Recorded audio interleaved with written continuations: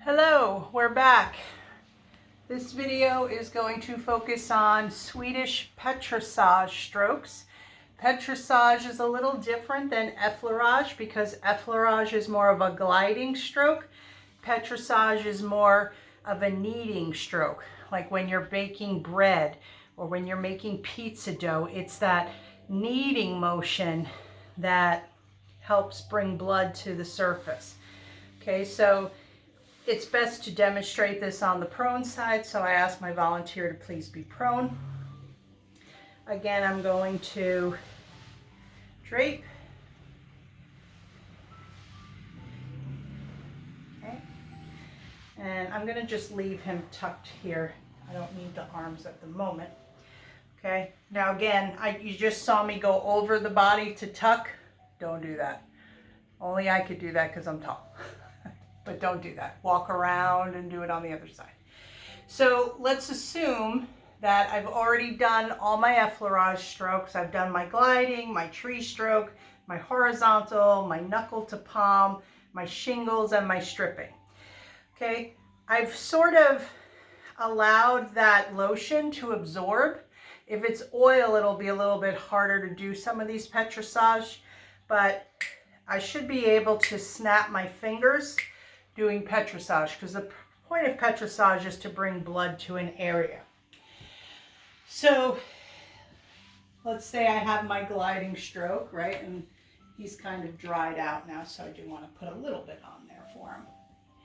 Okay, you never want to rub on dry skin unless you're doing a particular stroke, because it burns and it hurts. Okay, so I do my basic glide as my transition. And then a kneading stroke would just be getting in and grabbing that muscle, okay? I'm lifting it up to create some heat, okay? So I could come in and do like a knuckle stroke. I could do circular petrissage stroke, which is circular kneading. Okay, I can do finger to thumb or thumb to finger, where I'm lifting and sort of doing a strip at the same time. Okay, lifting,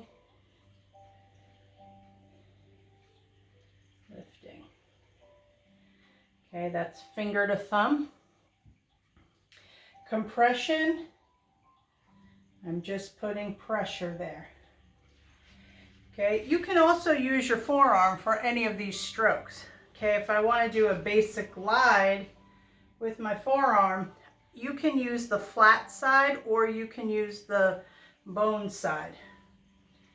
Okay, and then just come off the shoulder. Again, the trick is to have a continuous stroke. So my hand is not doing any of the work. It's all here. Okay, and again, I'm in my archer stance. My body is doing the work, not my arm. Okay, so skin rolling and skin lifting, I don't do a lot of these strokes, but if you have tight traps, it's a little helpful to do that. So skin lifting, and again, he's got too much lotion. I have too much lotion on my hand. I'm just going to dry him off a little bit.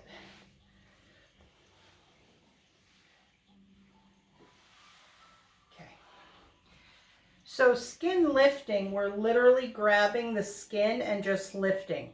Now there's a difference though between lifting and pinching the skin. You don't want to pinch somebody. You just want to lift. See how I'm doing that? I'm getting the skin just to come off the surface of the body. So skin lifting would just be me grabbing the trap and holding it up. But rolling takes a little bit of a technique. So rolling is you're kind of bringing the skin up under you as you go down. Okay, it's like that movement. So you grab with your thumbs and then your fingers pull that muscle up into your hands. Okay, but you can see all the blood that I'm bringing to that area. And usually you get to about here and then you lose it. But if you can get it all the way down, it's really good. So I'll do it on the other side too. So I'm lifting and pulling, lifting, and rolling along. So my thumbs really aren't doing anything but like a stripping stroke. Okay, but you could see how nice and red I just made him, which is, again, hyperemia, bringing blood to the muscle. And then I can go into other types of petrissage. Now, petrissage is really the workhorse of the Swedish techniques because that's what's going to loosen up those tight adhesions.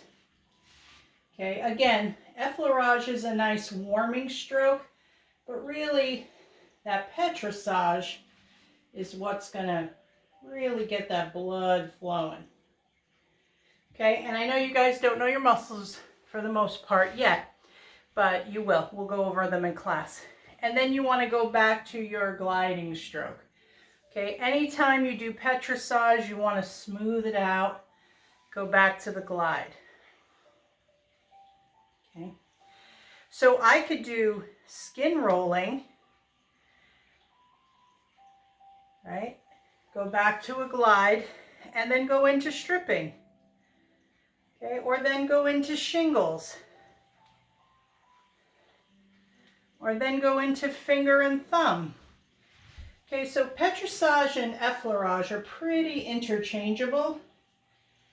And I've definitely loosened up this area. You'll feel the difference in the muscle tension after you've been working it. Okay, so again, when you're doing a 20-minute back routine, you want to incorporate effleurage, petrissage, and friction in the whole area. Okay, you can also add some tapotement in later and vibration. Okay, so again, nice and red. So I want to redrape. Now, of course, I would do the arms while I was here, but I'm just showing you technique for right now. Eventually, we'll do a 30-minute whole back routine so you can see what it looks like put all together. Okay, so watch your videos on effleurage, petrissage, friction and joint movement, and then we'll put some other videos up for the rest. Thanks for watching.